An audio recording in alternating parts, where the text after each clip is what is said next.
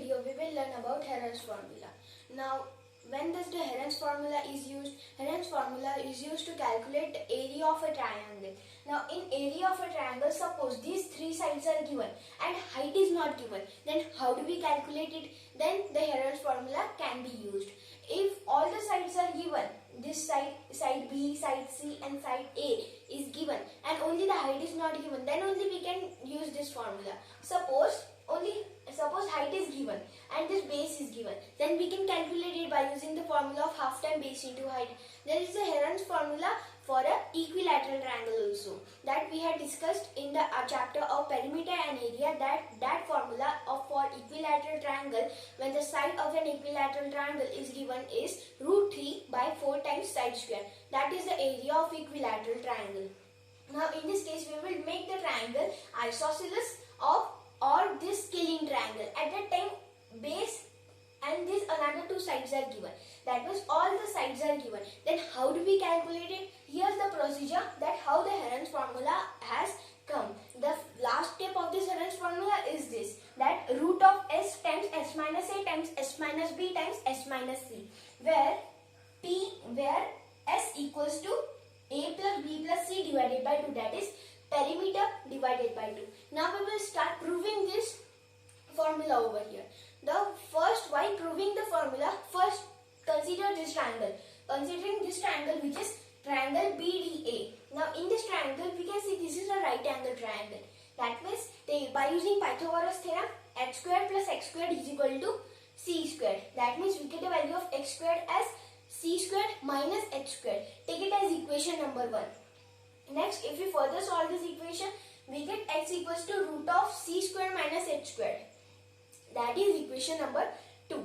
Next, by considering the triangle BDC, we can say that this length is b minus x over here. That means we can say that b minus x whole squared plus h squared equals to a squared.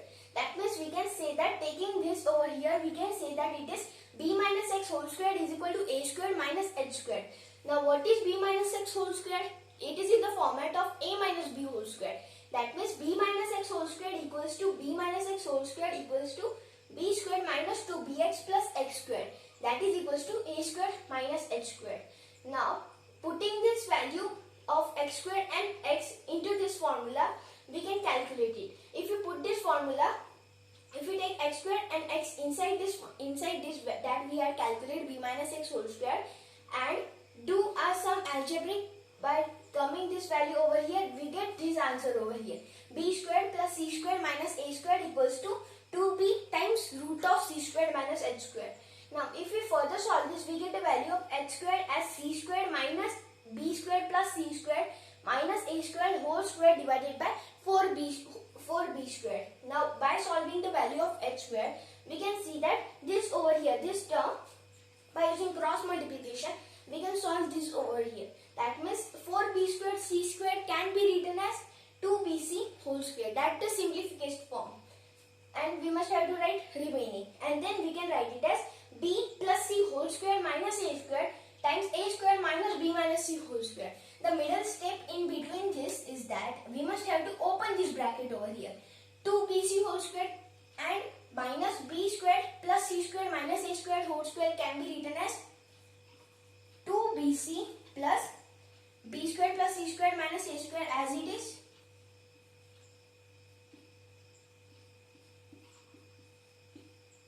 This first term over here, and second term is that take 2bc minus b squared plus c squared minus a squared. This is how it will look divided by 4b squared. And after solving this, we can take this term over here. This term we can take this and minus a squared over here and minus a squared over this over here, and remaining term which is in the form of a minus b whole squared over here. That means b minus c whole squared over here. This is the middle step in between. And then if we open this bracket, we can see that it will look like this. A plus b plus c times b plus c minus a times a plus c minus b times a plus b minus c. Now we can concentrate on these three terms over here. This is a, this is b and this is c. These are get adding up. What is in this figure? It is side a plus side b replace a plus b plus c by p. That is, by considering a plus b plus c as p, which is perimeter. That means we can write it as p times p minus 2a times p minus 2b times p minus 2c. Now why p minus 2a? Because p is a plus b plus c minus 2a. This is remaining term. Now what is a minus 2a? It is minus a plus b plus c, or we can write it this as b plus c minus a.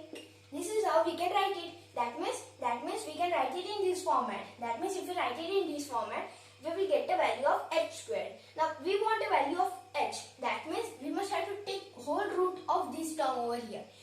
We get this as the answer. 4b squared will turn into 2b and take the root of numerator over here. We get this as the answer now.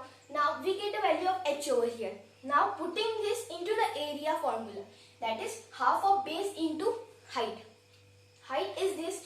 Put it into the formula, and base here is b. That means b and p get cancelled and 2 times 2 is 4. We can write it as area of 1 by 4th of root of p times p minus 2a times p minus 2b times p minus 2c. Now to bring this root, bring this combined together, this value and inside value to combine together. This is in outside. That means to bring in inside, we must have to take the square of 1 by 4 over here. That means it can be written as 1 by 16 of p times p minus 2a times p minus 2b times p minus 2c over here. Now, what is 16? 16 is 2 raised to the power of 4. That means we can distribute it among these 4 terms. That means it will be p by 2 times p minus 2 divided by 2 times p minus 2b divided by 2 times p minus 2c divided by 2. Now, here we can remember this in a like fraction addition. That can be written as, this can be written as p by 2 minus 2a by 2. 2 and 2 get cancelled. Next we get is that p by 2 minus a. That can be written as p by 2 over here. If we take p by 2 as a plus b plus c divided by 2, that is equals to s, or p by 2 as s. That means we can write it as s times s minus a times s minus b times s minus c. Here's how the Heron's formula has come.